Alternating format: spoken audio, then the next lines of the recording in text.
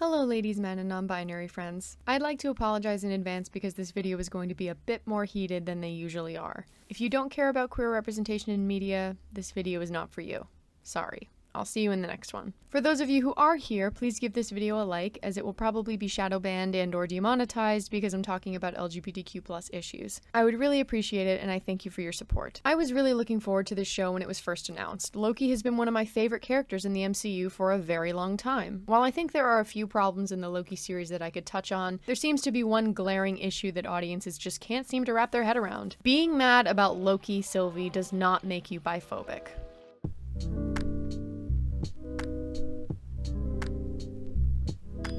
For those of you who might be a little lost, let me fill you in. Many MCU fans, myself included, are upset that the writers of Loki took the MCU's first openly bisexual character and used this opportunity not to provide an example of a healthy, fun, gay relationship, but instead had the main character romantically involved with a version of themselves in a cis-het, self-cessed relationship.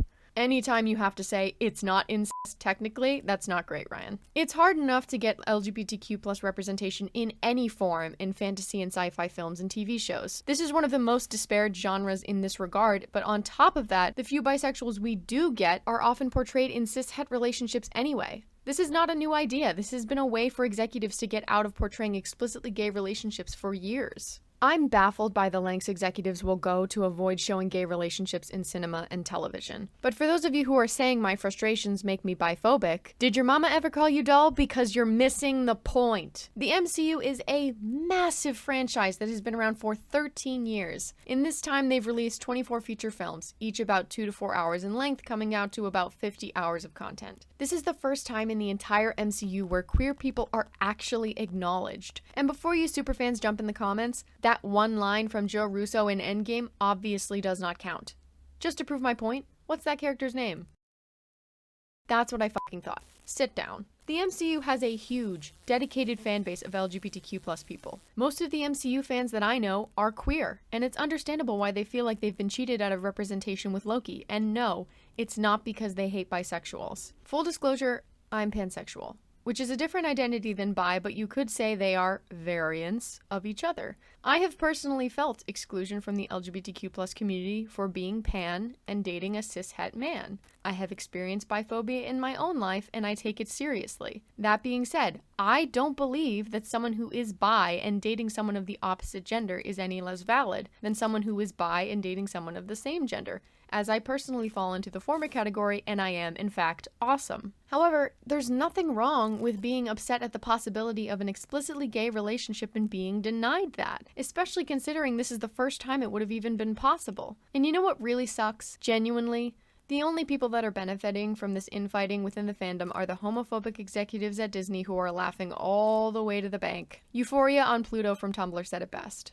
All this discourse around Loki is purposefully ignoring the history of homophobia in film and TV. Queerness is viewed as dirty and sinful. Queer men are viewed as sick predators. MLM relationships are treated as perverted and not safe for work, and will someone please think of the children? So why, please tell me why, are you giving the powers that be such loopholes for them to continue to not portray queerness while wearing a brand new woke hat? Do you not realize that you are giving Disney the option to continue to never portray queer relationships because all they had to do was write one short line of dialogue, and now whenever someone tries to demand MLM representation, they are going to be accused of biphobia? Loki can go on to never be shown having interest in someone of the same gender or having queer experiences at all, be it discussing his identity or anyone else around him acknowledging it. And people will continue to uphold his character as good representation because he said the sentence, a bit of both. Disney would rather Loki go fuck a female version of himself than portray an MLM relationship on screen, and then you go and accuse people of biphobia for pointing that out? Nuance is great.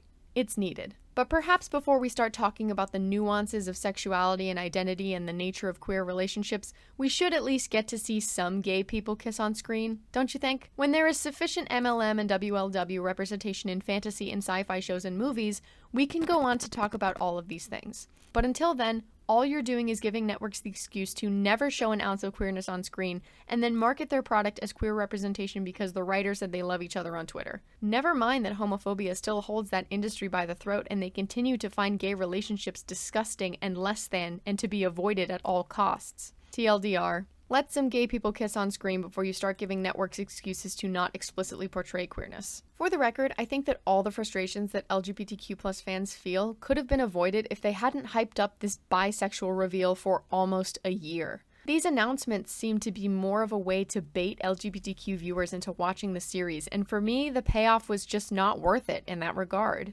Now, fan responses have been mixed. There are some fans that are just excited that his identity was confirmed on screen. If you are one of these people, that's okay. I'm not trying to come for you or ruin your joy. While that minor inclusion might be good enough for you, it just doesn't cut it for me personally, or other members of the fandom, and I hope you can appreciate that. I encourage you to find joy in this project if that was your initial response, and I wish you all the best. However, there's another group of people that are mad at any opposition of loki+sylvie, which in my opinion is just more toxic ship culture, so to them I will pay no mind. Some of the straight audiences are unbothered, and the rest of us are just mad. I poked around online just to see if I wasn't alone in this, and turns out there are plenty of petty journalists that also share my sentiment and are just as unimpressed with this, quote, representation as I am. This is what one of the producers had to say about it.